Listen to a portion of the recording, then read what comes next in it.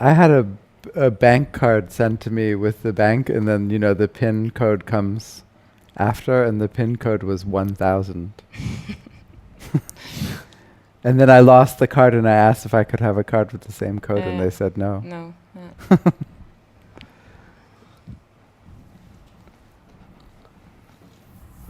And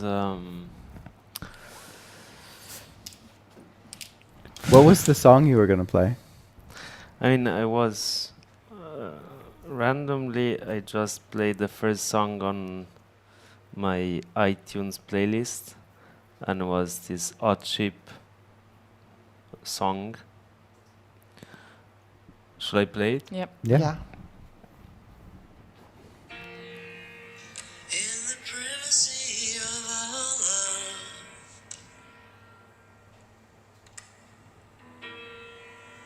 there is nothing outside our love.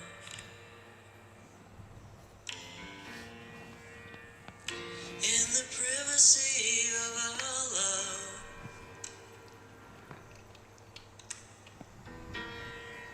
we're in each other as hand in glove.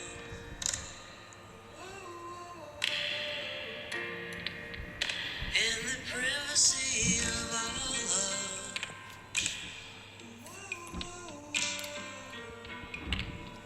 there is nothing outside above.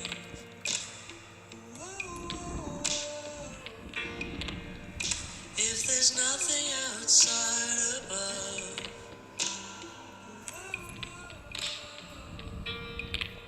we're in the privacy of our love. I've never seen your love again. I'll never be your love for sure. I've never seen your love again. I'll never be your love for sure. I've never seen your love again. I'll never be your love for sure. It's kind of cheesy. But it's funny enough, the title of the album is Made in the Dark. But here is not so dark, no? No, but one can imagine darkness from in here. Yeah. And so actually when I had to choose the word random, I thought that was the easiest word to navigate free. I don't know why, but with random I always think about Oulipo, the French literature group that I really like because they were kind of playing with very rational kind of structures like mathematics. François Lelionet was one of the members with Raymond Queneau and many others. And then using these very rigid structures in order to allow improvisation. Yeah. And using it's kind of like the wrong structure for what they're doing. Like use a structure that doesn't really fit the material. Yeah. Trying to producing meaning out of crashing it into a system. Resisting the tyranny of making sense. Yeah. We were talking about yesterday. Yeah, also because, I mean, I really like the idea of improvising, but usually I always think that you need a bit of structure, no? Where to also thinking in dance or like you working with movement. How does it? I think, the thing with dancing is that you're in, and especially with improvised dancing, you're either working with citation of yourself or someone else constantly. So you're constituted by all these other bodies and ways of moving, and they're coming out. There's nothing you can't. They will come out, and then other people are responding to that. Or you're working within a structure that has been imposed. Someone tells you, okay, this is going to be 5 minutes, outside, and there's going to be 2 minutes here, and there's a reason for that structure. But physically, you are constantly engaging with a flow of meaning, content, and response that it might appear random from outside, but from inside, there's always consequence. And it's in also sequence. bordering therapy most of the time. Uh-huh. Well, I find that it's a lot of, because we get, if we practice a lot, then we learn how to recognize what we are doing, to observe what we are doing, and then we are happily tracing all these bodies that are part of us, and that so there is this little confusion at time, or not confusion, but it's really flirting with therapeutic practices, But not particularly healthy ones. but you know.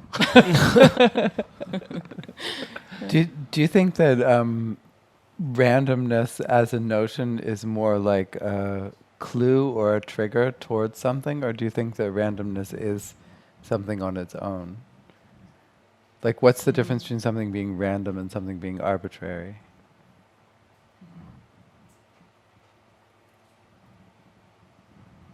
Because we immediately started talking about improvisation, which of course is not not how I imagine what random is. But I love the idea that random is a trigger, and that trigger leads you to other things. I don't know, what do you think? So you don't relate the idea of randomness with improvisation? I totally understand how you get from random to improvisation. Absolutely. It's not random. But it's not. I mean, I would totally be reluctant to try to say something decisive about randomness. I mean, it is kind of a great subject for a talk, because it's like, in my mind, random and arbitrary are different notions. Yeah, they both have a kind of brutality in them, right? You say something is arbitrary, it's coming from outside, it's been imposed, there's nothing you can do. And random, it comes from over there or under or elsewhere. Yeah, I was going to say, I was looking for words that are also standing for random, and so I can read. There's haphazard, chance, casual, arbitrary, desultory, aimless, indiscriminate, irregular, unsystematic, unplanned, purposeless. There's of course a big list, but they are very much badly connotated. I find desultory is really funny. Like I saw that list too. But I feel like youth, like young people, use the word random. And have for like 2 decades now. Like, that's so random. I like that. And that way of trying to alienate the person who they're saying has said or introduced something that's random. Like, that's so random, so off topic. Yeah. Or you say some random family member. Some random family member. Right. Some random metaphor. Something coming from. I mean, I don't know, arbitrary. Now that I was trying to, think about the difference with random. I feel that arbitrary is more connected to a certain degree of consciousness of where you stand, while random is a more kind of wild thing that could be is less related to the individual and to the individual consciousness. So, as you say, random is used as to replace also some missing things, and you tend to use it as Is random often attached to something that is incredible order, like a random family member? It's like a very rigid structure, and then the word random. or like a random series of events, like not only just random events, but random series of events. Yeah. It's like they're in. Yeah, it's a disruption. Yeah, I think it has to do with disruption, whereas arbitrary has to do. Well, I think it's outside and inside a lot. For me, it comes that way, outside and inside. That's interesting. I want to read this little passage. I think it will take about 2 minutes. This is from Irish Fairy and Folk Tales. This is W.B. Yeats talking about the trooping fairies, which are fairies that live and travel in groups. The book was published in 1888. Are they the gods of the earth? Perhaps. Many poets and all mystic and occult writers in all ages and countries have declared that behind the visible are chains on chains of conscious beings who are not of heaven but of the earth, who have no inherent form but change according to their whim or the mind that sees them. You cannot lift your hand without influencing and being influenced by hordes. The visible world is merely their skin. In dreams we go among them and play with them and combat them. They are, perhaps, human souls in the crucible, these creatures of whim. Do not think the fairies are always little. Everything is capricious about them, even their size. They seem to take what size or shape pleases them. Their chief occupations are feasting, fighting, and making love, and playing the most beautiful music. They have only one industrious person among them, the leprechaun, the shoemaker. Perhaps they wear their shoes out with dancing. Near the village of Ballisodare is a little woman who lived among them 7 years. When she came home, she had no toes. She had danced them off.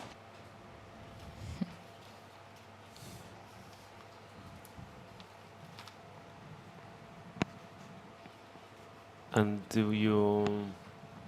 is something that you,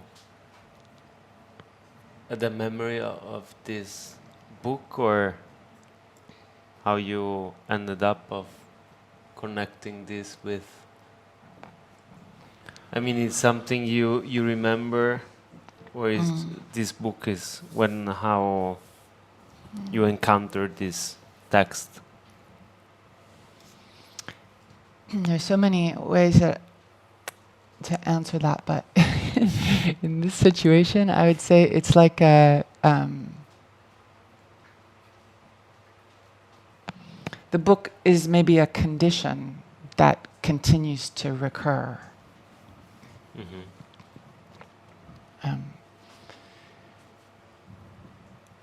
Also, I mean, I'm drawn to it because I think one of the experiences I have of something that is meant to be random is that the story behind it isn't perceptible or isn't present. We don't know why that car is hanging from that power line, or why that little model of a mosque is out on that toxic landscape all by itself, or why that family member is suddenly random. And these things, just phrases like behind the visible are chains on chains of conscious beings who are not of heaven but of the earth, who have no inherent form but changing according to the whim or the mind that sees them, gives me a kind of sense that there's language behind my experience of randomness, if not the story behind my experience of randomness. But it seems that random is not really, while, I mean, there are still different concepts, but while improvisation is completely embraced, and now it's kind of almost fashionable, no, in the words of art, dance, and music as well. I mean, it's part of this idea of deconstruct deconstructive the language of all these kind of mediums. I think random is instead something that I see less often kind of mention, or it's appearing, I think, as a more negative connotation, like if it's random, it's like that you are not in control of what you're doing. I don't know. That's and my impression. Doesn't it have to do with prediction also? I wonder a future that is towards which the way is too complicated or not followable. Having an explanation for something. Right. Because I was thinking of the all of the sudden as a similar kind of thing to random. There's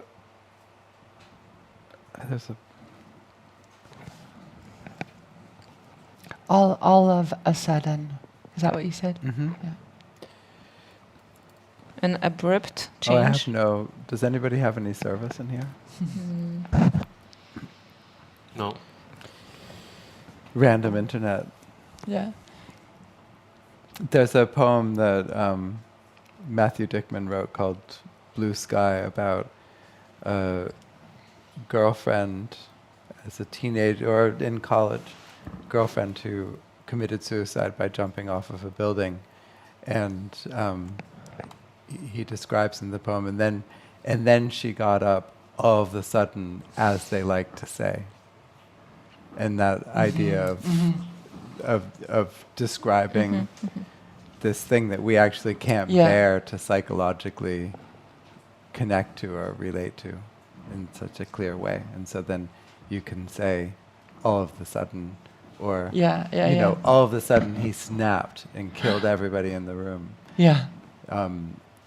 Which is also, you hear that also, I guess, often connected with violence, random acts of violence, random violence. Where how could violence be? Violence is such a focused, laser focused. And that, for me, that's the connection to improvisation, is the sudden. Right? But it is something that I think the sudden is experienced from outside, not from inside. As the improviser, it may not be a sudden. It has drag and lag between what happened before and what will happen after. Right. But for the viewer, there's a sudden. I always like the way that Bernadette Mayer talked about how she wrote poems for the universe as opposed to for a reader. And so that opened up this possibility that because the notion of improvisation, that improvisation could be forcing the witness of the improvisation to improvise in their way of understanding what's taking place. Or the improvisation could be in the mind and body of the person who is improvising. And so that idea of, like, if you make work for the universe, then you know that there's this gap that's taking place between yourself and somebody who would receive the work somehow that's not the intended audience, which is the universe, but that also includes both the writer and the reader. Yeah. And the past. And the future. Which temporal, is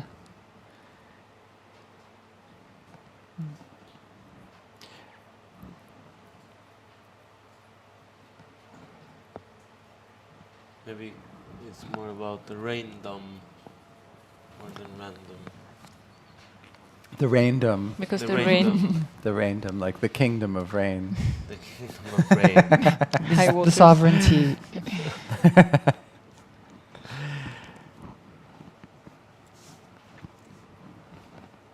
We're making nice drawings. There was Yeah. Did anybody look into the origin of random as a word No. or an expression? no. To what? The etymology? Yeah. No. We could make it up. But isn't there also a lot of in the lottery, like drawing numbers and stuff? There's a lot of. It's there. You can study randomness probably. Jason was this morning mentioning about this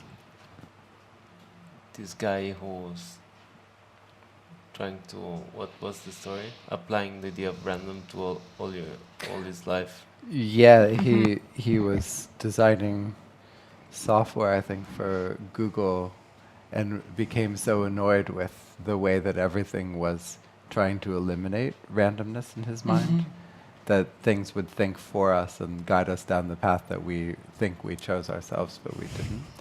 And so he started to build these little programs that he could apply to other programs.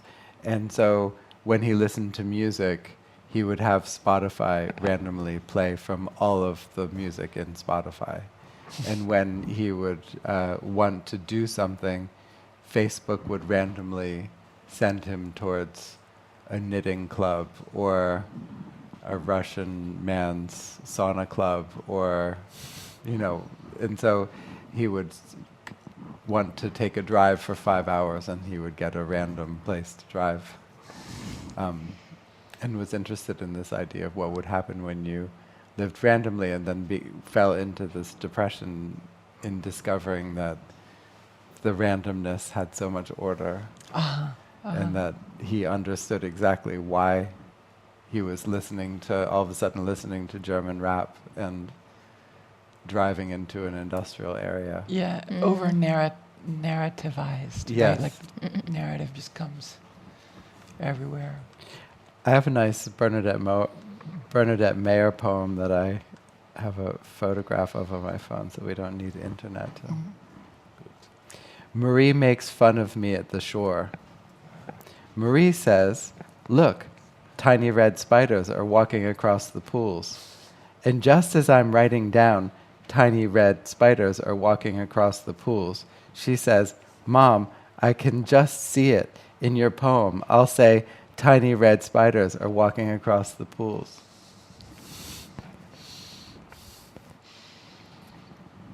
I think we could have another song. Another song? Yeah. Random? Yeah. Let's see. I really like this.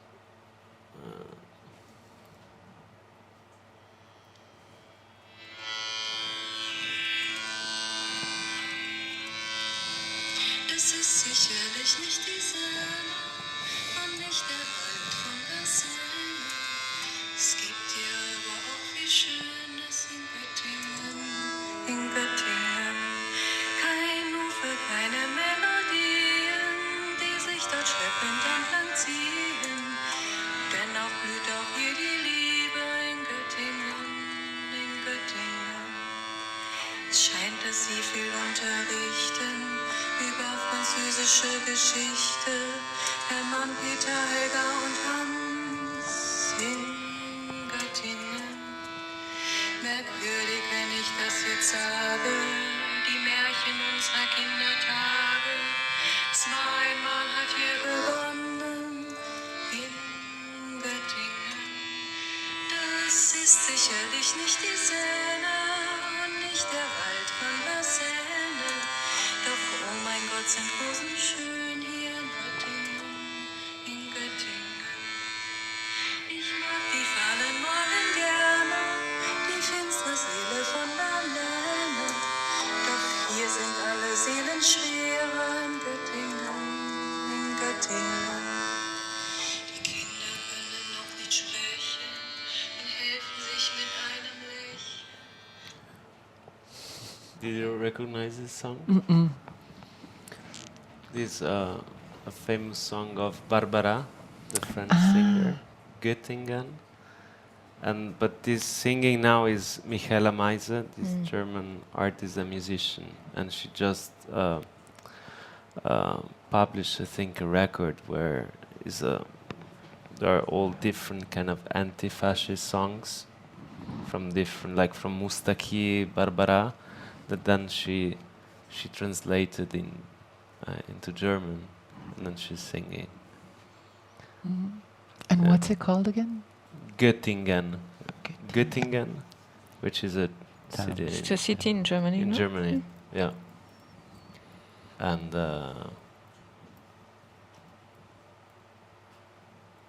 yeah, I like the song. But what I want to say, no, the random also. Thinking about this inside, outside, if it's more related to the individual, to your consciousness and so on. At the end, you also relate a lot to machines, to non-human things, like algorithms and so on. RAM, random access memories. I think also this idea of random connected to, that maybe like a machine can curate the Venice Biennale or things like that, like a robot. But I think now that we talk, it seems always there is a tension between this and the opposite meaning of that. Also the different words Alix read before very often are like they negate to affirm, something, and also there is the word chance that in fact was the big source for Oulipo that I really love, and I think it's very actually very connected to this between this very rational or desire to control and then also the dreaming of escape that, which is also thinking of like this guy of kind of design your life based on that you do not control, but it's like you let it go. And trying to experience that, and that condition could be productive. But I mean, personally, when I try to let it go, which is something that I always tend to achieve that status, I always kind of feel that I'm always drawn also to the other. It's really hard to this idea of random or this kind of constellation of concepts and attitudes related to that. At the end, it's always a failure because it's really impossible to escape. At least it's really outside, as you were saying, and that's why I was kind of curious to see or thinking about this difference, with improvisation and so on, and why, I don't know,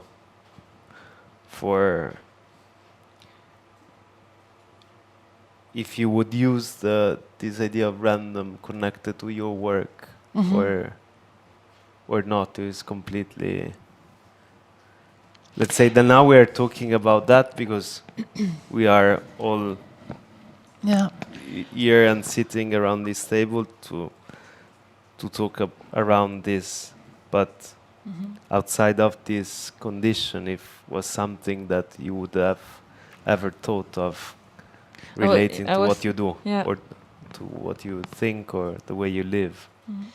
I was thinking, like, how do you randomly prepare for something? Like, for example, for today, like, what if, how over a very long period of time, meaning between when we are conceived and now, like this would be a random preparation for such a talk. And then it made me think about another anecdote, another story. It was in Brussels, I think, I'd say 6 years ago, or maybe a bit more. I was in H&M, and there was a woman whom I thought is a strange, or I don't know, there was something a little bit off. She was wearing a lot of makeup, or I don't know what exactly, but there was something strange. So I decided to follow her, and later on she met her husband, and they had a kid. And it took a long time. Like it took, I'd say, 45 minutes of me following them around and trying to listen to their conversation. And so she would pick up clothes, show them, but everything was a little bit too, I don't know, too prepared, or I don't know. In fact, I thought, I'm a detective, they are thieves, and I'm following them, and I'm not going to do anything about it, but I'm going to find it, what they are doing. But then after 45 minutes, I was like, okay, it doesn't seem to happen now. I better go. So I think I bought a few things and left the building. And it's one of these streets, like all, that they're all the same in Europe.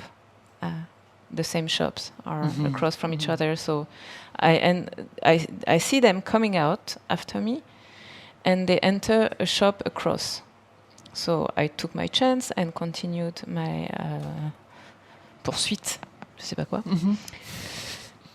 And there they took clothes and they went to try them in the garde-robe. So I followed them. I took something, I don't know, I pretended to undress, and but still nothing was coming out of my plan. And as I come out of the shop, somebody comes to me, a man, and says, "Can I see your papers?" And so I thought, I'm a detective. Something is happening. They saw that I saw something. Somebody saw. So sure, of course my papers. I take my passport. I give my passport. So what's happening? And the guy says, "Well, you tell me." And I turned around, and so the 3 people that I was following, plus 2 other people, took their card out, and they were the police. I was following the police in the shop. And it was such a funny moment, because of course, I started to laugh. You won't believe it. No. Okay. Right, we don't. No, we're not believing you. So they thought I was stealing. And in fact, I had bought something, but I did not keep the note. Oh no! Yeah. And I did not take a plastic bag, so they had me go back into the H&M, all of them. And I was like, to the young girl who played the daughter, I said, "But what are you doing? You're so..." She said, "No, I'm 22, or I don't know." And she looked really young.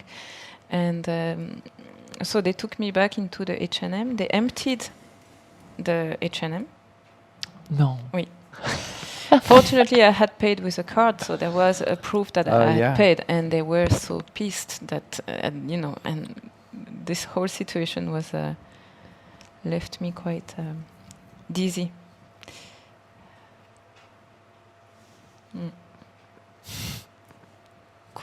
Maybe it's a preparation. Has it changed the way that you behave in stores? Well, now I know that the police are... I didn't know. I thought, I didn't know that police would be in the stores, really. Right. No.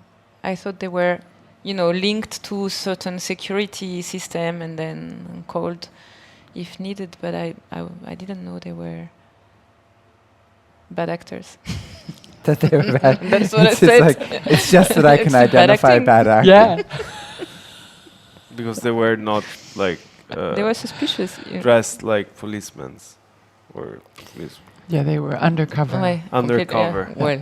Yeah. Well, no, but it's true that I follow people less. Yeah. After that. Yeah. Yeah. Well, I think that also comes to one of the things that keeps popping into my mind about the idea of randomness, that randomness is a veil in which somebody will not share with you the order of things. Mm-hmm. And so that it's like almost a kind of architecture between how you imagine possibilities and what those possibilities actually are. That randomness could be a ruse. like a disguise or like a... Well, I think it's maybe... a veil, you said. Maybe it's almost like a form of behavioral architecture. Mm-hmm. That, like, you can only call it random because you can't reveal the logic. So, because I mean, random is always attached to something. Like, it has to be applied. Randomness is only a notion if it's applied randomness. Theoretical randomness is like something that maybe none of us are going to go down the path of. Mm-hmm. Because you cannot stand alone, self-standing for you, the idea of randomness. Well, the subject is random as opposed to randomness. Mm. So it's not the state of being random, it's the notion of random. Mm-hmm. Or am I wrong? Mm-hmm. Yeah. I wonder how far we are really randomly constructed between the two, the mother and the father. Well, yeah, because it's also really interesting with siblings. Mm-hmm. Like thinking of my own siblings and then having created siblings, and then to imagine that the way that they're different from each other, and how we would say that was random. The differences between them are random.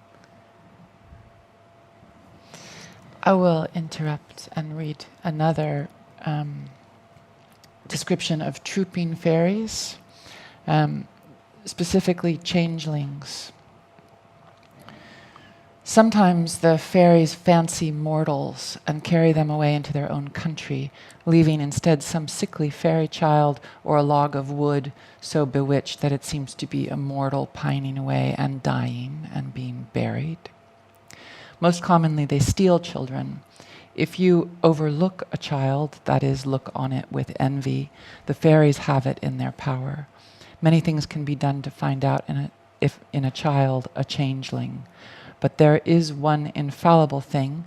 Lay it on the fire with this formula: burn, burn, burn, if of the devil burn, but if of God and the saints be safe from harm. Given by Lady Wilde.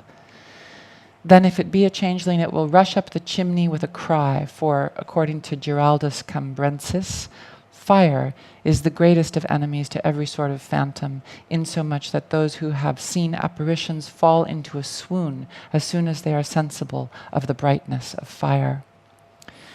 Sometimes the creature is got rid of in a more gentle way. It is on record that once when a mother was leaning over a wizened changeling, the latch lifted and a fairy came in, carrying home again the wholesome stolen baby.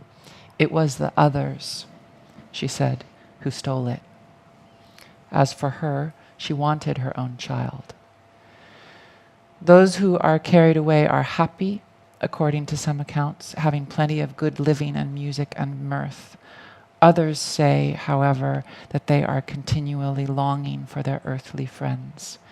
Lady Wilde gives a gloomy tradition that there are two kinds of fairies, one kind and merry and gentle, the other evil and sacrificing every year a life to Satan, for which purpose they steal mortals. No other Irish writer gives this tradition. If such fairies there be, they must be among the solitary spirits, pukas, fur darrigs, and the like. What is changeling? Changeling is a changed child, a child that has been substituted for another child, changeling. So the fairies put their...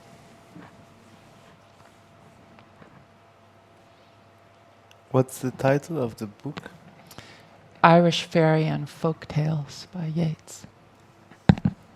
They're not, the stories are not written by him, but the introductions are written by him. So he edited this? He edited it, yeah. And the stories are collections from people. Particular, each one is a specific person. Lady Wilde is one of the people that he collects from. And this is when it's, so it was 1888, so it's when Ireland was really dealing with its loss of Irishness in relation to England. Mm-hmm. So there's a lot of things about language and culture that are being held on to.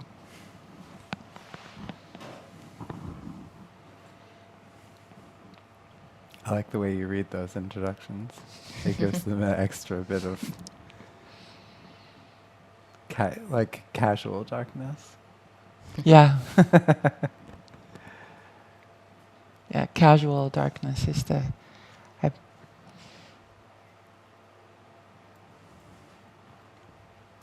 that's maybe, I would give that as a definition of randomness. Casual darkness. Yeah. Casual, not causal, but indeterminate.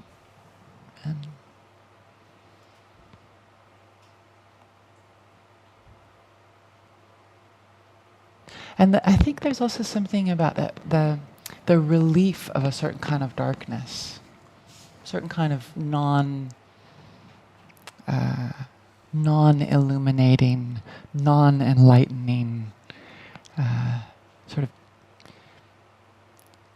tender cover silence or obscuring, some kind of obscuring. Unconscious was not one of the words, no? I think it is. Ah, yeah. J'ai la même. I have the same list.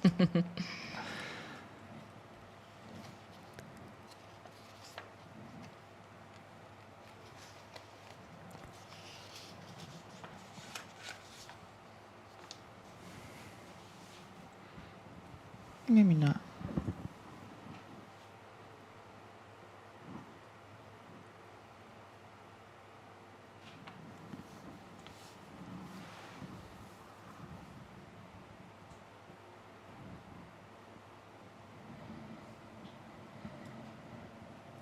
Do you kind of associate the idea of unconscious to random, to the notion of random? Oh, that's interesting. Like our dreams random? Yeah. Not in Austria.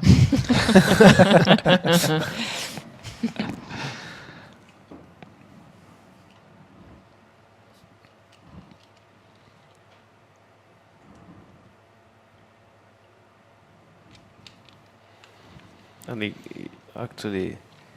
goes back to this idea of, in fact, of what we were saying before, that as an individual you're conscious and control of something. So that's why I thought about unconsciousness. Mm-hmm. But yeah, because if you say random, really, if we go out now, out of the bunker, and we'll try to stop all these visitors and ask them what does random mean to them. It's really one of the things that is basically impossible to, but even I don't know what's the definition of random in the dictionary, or what's the etymology of it. Also, thinking about who, the people who wrote the dictionary, is a hard task. No, if you have to write something connected to what is random, is also because if you start to embrace the idea of random, the notion of random could really lead to madness, because you think that there is like a black hole without any, with no hooks where to, to grasp. Mm-hmm. And it's a big labor. It's a big effort to rid yourself from any premeditation or from any systems that you're part of. Or I think consciously and unconsciously. Yeah, becomes almost a philosophy. I mean, we enter almost into a philosophical discussion. Also because we tend to, at the end, we have like a kind of there is a beginning, or you tend to think that you start from you're born, and that's the beginning of your story, of your life. But if you don't, so already but then you can think that if you randomly, I mean, it's about certain things that gets together, and then, so there is almost infinite possibilities. So we are just kind of crazy. Yeah. But it is maybe the opening of these possibilities is to it can be maybe used as a tool to expand the amount of possibilities. Well, also it could be permission. Could be what? Permission. I don't know, just choose something randomly. Or let's go ask random people what they think.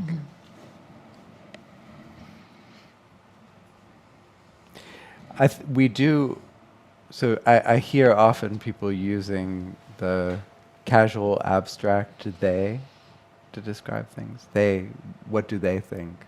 Like in the larger public, or often you hear it with art students saying like, or writers being like, well, what would the reader get? I mean, again, we were talking about this thing to the universe. But I thought that it was quite nice when we were coming over here, sitting on the back of that little car, driving here and watching everybody seeing the biennial and thinking like, oh, so now we know who they is when they say they didn't like it or they did like it. It's those ones. But I think that there could be an aspect of random that is giving permission to not be explained or not be described or not to search for order. Because what's so great about order? You know, what's so great about understanding? But this is part of the natural instinct, you know, to navigate and to find this part of, you know, the human, I think, DNA. If you're left alone in the middle of nowhere, your instinct is to survive. So it's to trying to find a solution to a problem. Well, there's also the like, why me? Like, if this is random, then why me? Because I should be outside of randomness. Or when you search for meaning and you say, well, what did that person mean by that? What did they mean with that? Like Williams would say, people always ask the poet what they mean with their poem, but what the poet means is the poem itself. Yeah, and that idea of sort of feeding it back, but there's a frustration if you want if like the casual observer just wants the information that's involved. I think your frustration is something that I really attach a lot to the idea of random. Frustration. Yeah, because random, first of all, I feel that very often is used in a less kind of intellectual realm. It's more like in the kind of more daily life is more kind of how you say, you know, or I mean, is more random. I mean, this kind of very loose way to when you don't know exactly how to articulate something, you use it as how do you say when you have a hole in somewhere and you put something to fix the hole to cover it? Patch it? Yeah, as a kind of that's the function for me. That otherwise, if you start to be more analytical, as also we are trying to do now, it becomes something instead the opposite of being something so abstract. Instead, is kind of, you don't know where to start because it's basically touching the fundamentals of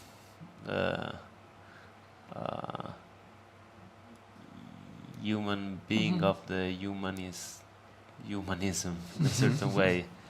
That's why I was thinking, if you think about this notion from the perspective of this illy cup, I don't know what for this, from the perspective of this cup, random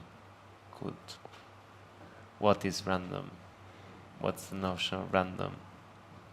That's why then I thought about the unconscious. So it's really at the end is very crucial in all this. Is about taking the distance or get closer to that thing which is our self, but still is always kind of depending, kind of responsive. And so I wonder if maybe from the position of this cup is not responsive, it's just an absolute thing, it's not relative. That's why I feel kind of lost, which is kind of could be good, but since also this discussion is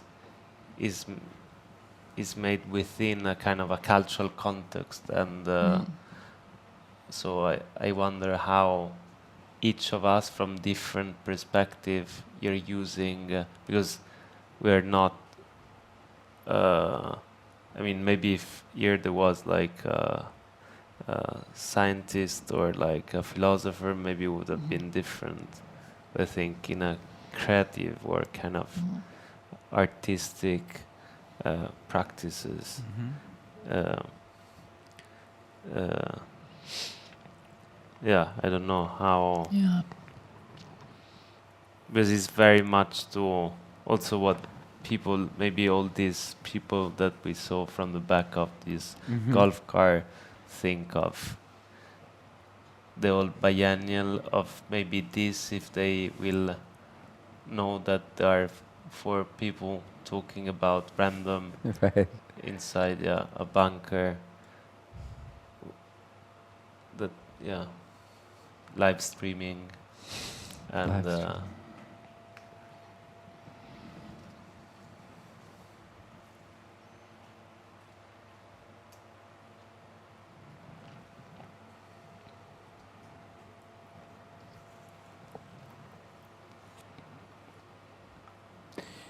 do you feel, when you think of a word like random, do you feel like it applies to you?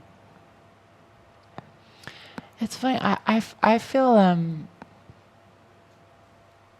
like I have to be very careful with that concept, and I'm trying to find the right way to say it. It's like ethically, like I have to deal with causality all the time in relation to other people, and also in relation to my own body. So my body lives in time and space and with water, on water. Like it has needs that I have to respect with a lot of sense of consequence. And other bodies that I work with also I have to tend to their real, their body in space and time. Not the body, not an abstract body, but a body. Your body, mine, hers, his. So random feels to me like a concept that I can't actually handle. I can't actually hold it. Right. Language is good with random, like you say, ulipo, or I think language can do that. But as a physical practitioner, it would be pretentious is not the right word, but it's something like grandiose. Maybe it's that. Right. It would be grandiose. And maybe toxic. Like pretentious? Pretentious is too picky a word. It's grandiose, like, whoa, all right, well, you're gonna fly close. You want to fly close to the sun, right? You really want to fly close to the sun, all right? Go for it. But then you're gonna come down, and it's gonna be so. Like cultivating random. I don't know that I can cultivate random in my work. I like it as a notion, the way the North Pole is like something that generates blankness or silence or dread or it has these qualities. But as a concrete, I can't really cop to that. Right. It's more like a toolbox for thinking, but not really a tool to use it exactly straightforward. Exactly. It's like, and I really am very attached to things that language. I love that language can do that, but it's separate. It grazes the cheek, but it doesn't come in. I think. Do you think that random is a digital notion?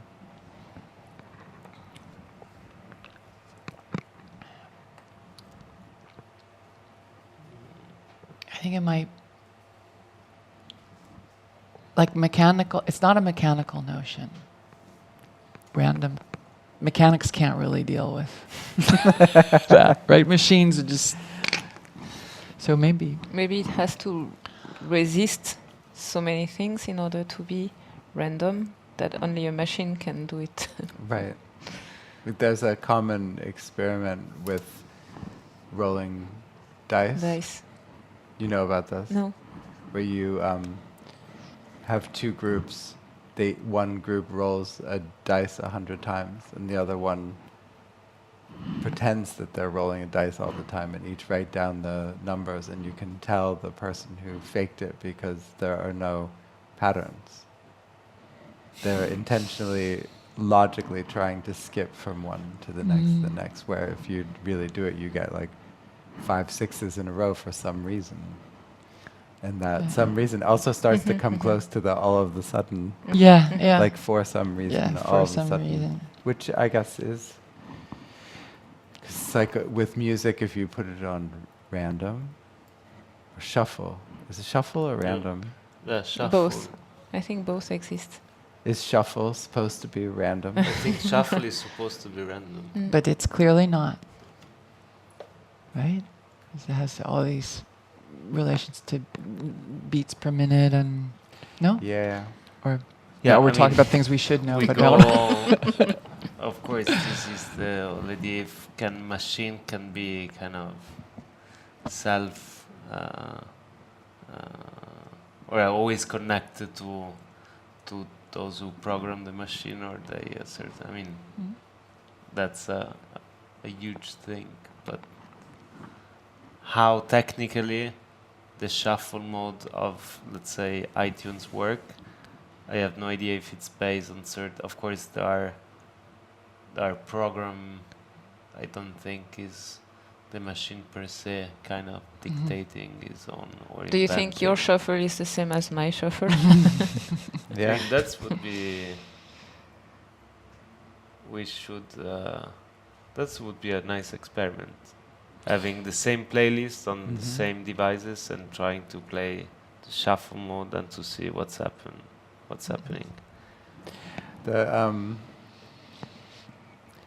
I have a playlist that I always just sort of dump songs that I hear that are good somehow, that I like. And a lot of it is country western music. And if I ever put it on random, it just skips over all the country western songs. Really? And so I just feel like, like when can I get a real shuffle mode?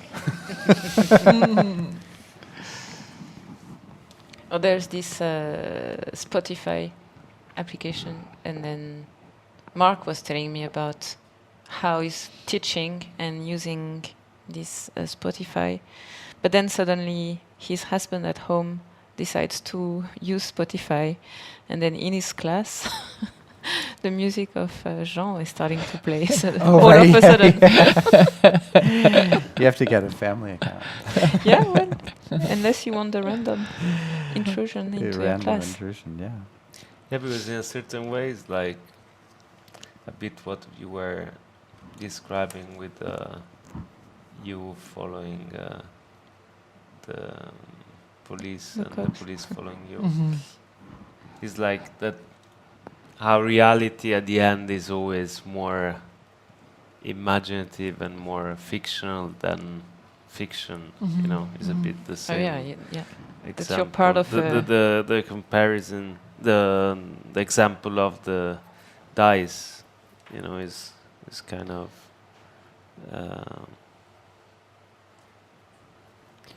mean, it's one of the questions about fiction is like sometimes a specific narrative that happened randomly to your family would be too far-fetched to work as a piece of fiction. Yeah. I remember that there was, I think was a year ago, I don't remember who was talking. It was one of the talks we had, the Kunsthalle in Vienna, where I work. And so this person was giving a talk about his work, a very kind of serious art talk. And then he was using his computer, and I think was connected to the internet. And while I was showing some images, it popped up the message of his wife say, hey baby, when are you back home? Something like this. And was such a brutal and nice intrusion that he felt embarrassed, but it was kind of nice relief to the... It revealed something, yeah. There was once in a show that I did, I think the one you saw last, there was Mark, the same Mark, is dragging one lamp which is attached to a big cable. And as he pulled, and it's very slow, and it's lighting the back of the theater, and as he pulled it, comment tu dis? Fire extinguisher got caught into the rope and started to arrive on stage behind him and maintaining vertical. Yeah, like the whole time following him like this. We kept it. So now every time we have a fire extinguisher that we keep, we kept the intrusion. And it works. It works. It's also because it doesn't fall. No, it doesn't fall. And we always put it so that it doesn't come out too early neither. It's there's still a doubt. It's funny. I mean, that's the thing is that I saw that performance and it was a mistake and I didn't know it. And for me, it was so perfect. The color of the red, the speed of it, the size, the scale of that object in the room, the fact that it was vertical and the humans were vertical, but nothing else really was. There's so many things. I was like, oh yeah, that's amazing. They get that fire hydrant to do that. The fire extinguisher to do that. Do you think, I really like the way you used the word perfect there, because it reminds me of, it's like a cousin of random. It's a random family member. Yeah, they're totally randy.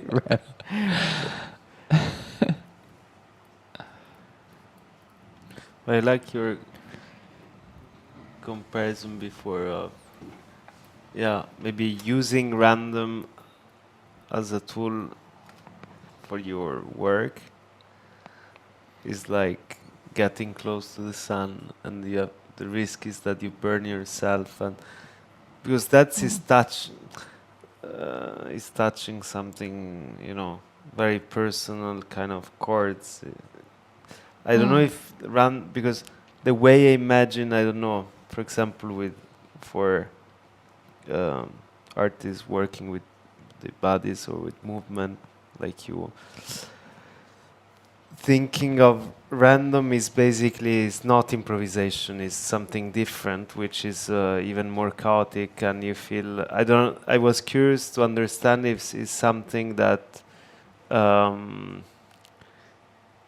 you were kind of saying that giving a negative connotation, you say, okay, apply to language could be an interesting thing and something you can do, but if you apply, for example, to what you do, it cannot work, but it cannot work because you think it's basically destroying everything, because from that you don't know what is, but is going against the validation of your own kind of is like, because I don't know if what we intend with random is also like I don't know if like asking you now to go to the exhibition space and say you can produce a work now, do it. Mm-hmm. If it's something connected, that's something different in terms of condition.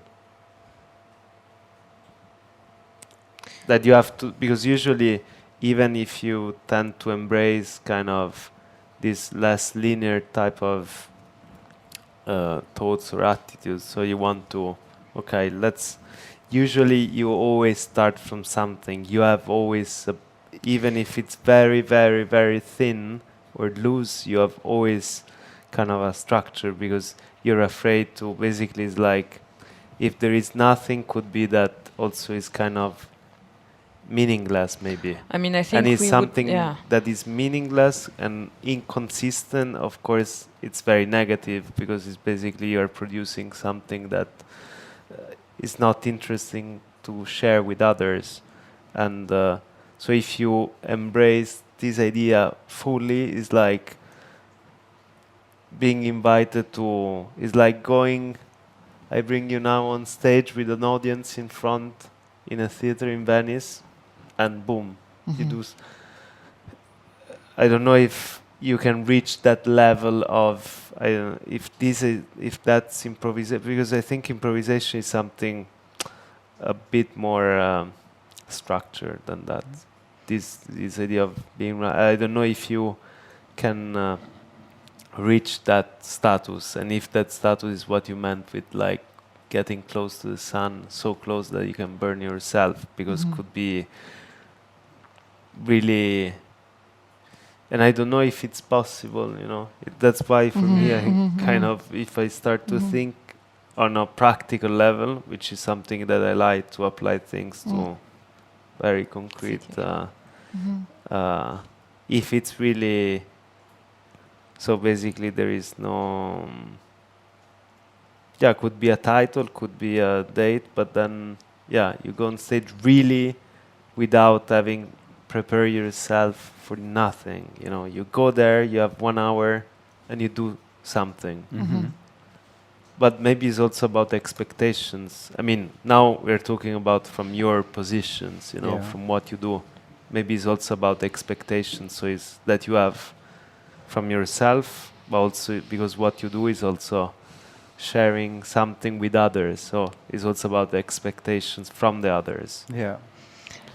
I remember when starting a child in Kita, and we were asked to come with napkins and then to embroider the napkins during the first days of them getting used to the Kita, and that idea of what a different experience that was for me and for Christine than it probably was for the other parents who maybe don't make something all the time.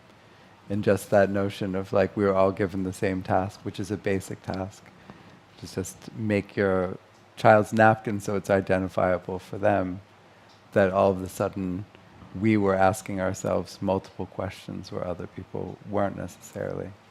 And I thought that was quite interesting in that idea of like what you're talking about, of can you truly be unprepared for an activity that you've been preparing yourself always for. Exactly. As opposed to if somebody said, like, listen, we need to do a really complex financial analysis of the way the Pacific markets are going to be affecting the unemployment rate in South America.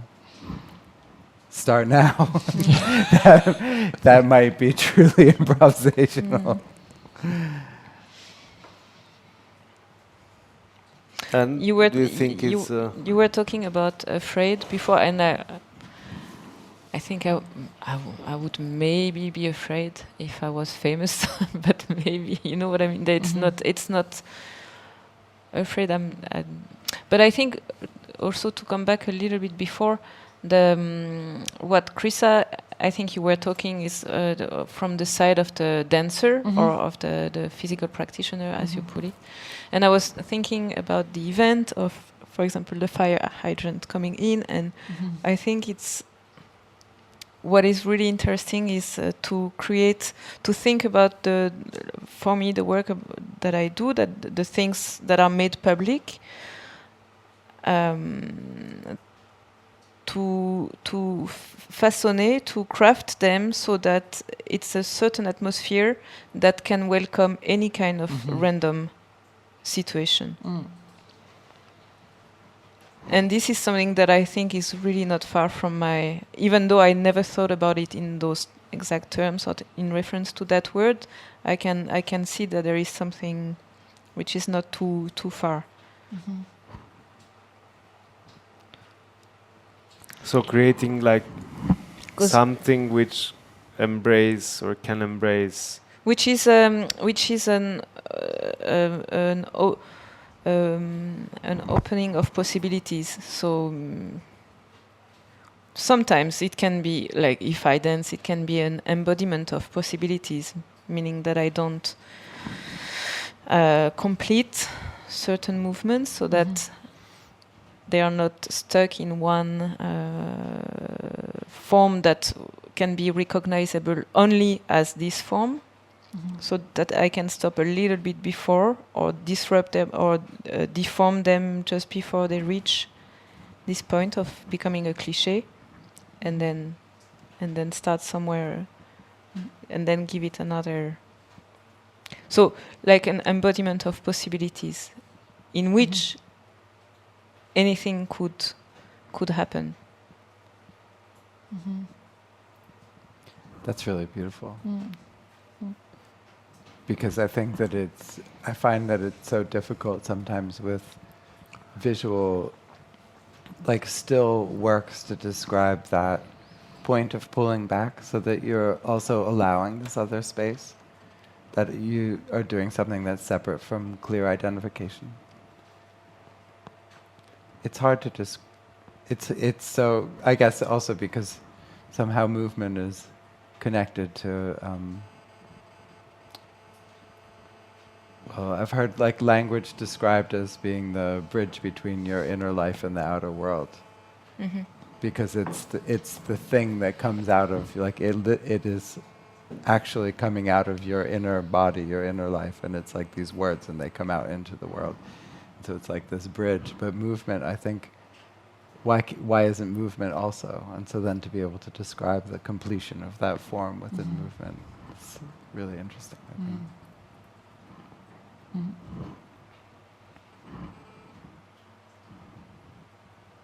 And it also works like how to like when I work on a piece and with more people than just me, how we need each other in order to put words also on these recognizable forms, or to treat them as influences or edges. Ouais. Like they become an edge. And try to foster as many as we can within the same short time span, which is this movement or this form or this shape that we make. But I think then we're talking about maybe interdeterminacy or indeterminacy, which is a little bit different from random, I think. But yeah, I think, yeah. I mean, maybe I cannot describe precisely how, but I feel, yeah, there is a difference, but maybe also we are affected by the way we use in our kind of society, the use of random. We are also influenced by that. Because random is something, as we were saying before, you say, well, you use random, when you don't know what exactly how to express certain things, you say random. While I think the idea of chance is a bit more, or underdeterminants is a bit more sophisticated. That's why I don't know how to explain. It's just something that I feel that the idea of chance, and maybe it's also because, I don't know, it's much more inscribed, and again, have been embraced by filmmakers and dancers, artists from any kind, you know. Is again is part of.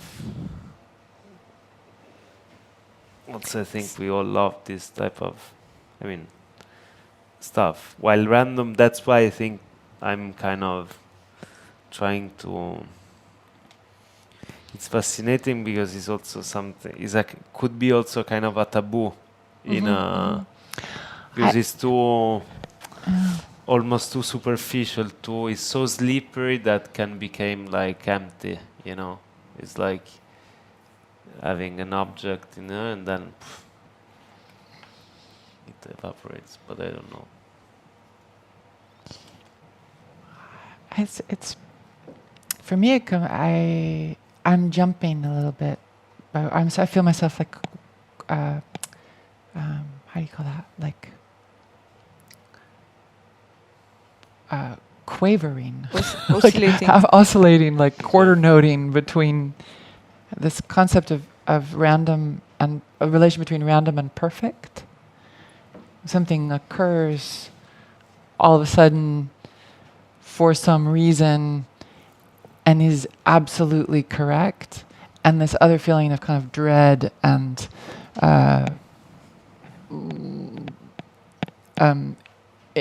inexplainable or threatening. Yeah, so then that I get a little bit heaven and hell on it, or like a Catholic kind of like this polarity comes up of, is that the dread that I feel? Is it towards the perfect all of a sudden? Right. Well, I think, and particularly in art making, also, like whether the perfect all of a sudden be something that might happen between people, but that I wouldn't want to assume to create, or something like that. That I wouldn't solely assume to do. That could only happen in relation. I don't know, something in there. But I think that one of the reasons that maybe we've all chosen forms that are not language-based is because language can't satisfy all of those things. And I always love the idea that there's only one, poets say there's only one poem, we're all working on it. And so that's the reason why it doesn't make any sense to be derivative of somebody else's work, because they've done that work on the poem that we're all making together. And in a sense, one can imagine the creative universe that we're all a part of, that we as well are all participating in that thing. And so language can't do it all. And so we say things like random or perfect because it starts to come close to something. Or maybe that it's far away, but it's in a direction that you can see that direction would mean something. That when you said pulling the fire extinguisher across the stage was perfect, you don't mean perfect. You actually mean everything but perfect. But that's the beauty of using language in that situation, is that we would all recognize that the use of perfection is a form of love. It's just an expression of love. Yeah. And love is an expression of recognition. And random is an expression of recognizing non-recognition, right? Or imagining like that there might be something keeping us from recognition, or keeping us from order, or keeping us from the things that we sort of protecting ourselves from ourselves. That's the veil that you mentioned again, right? Or it refers to that. We can train to welcome randomness. If we can recognize it when we see it. Yeah. Well, I mean, I think, because then there's the question of what's the difference between random and arbitrary again. Because I think, like, one of the things that I really like about Darren Bader's work, he has a piece in the exhibition, is that one has the sense of things being arbitrary sometimes. Like, in a way, he really tries to steer towards something that, like, I feel like that's the resonance that I find in his work, is how do you get there? Like, why do you need why is there a heroine and a salmon put together as a sculpture?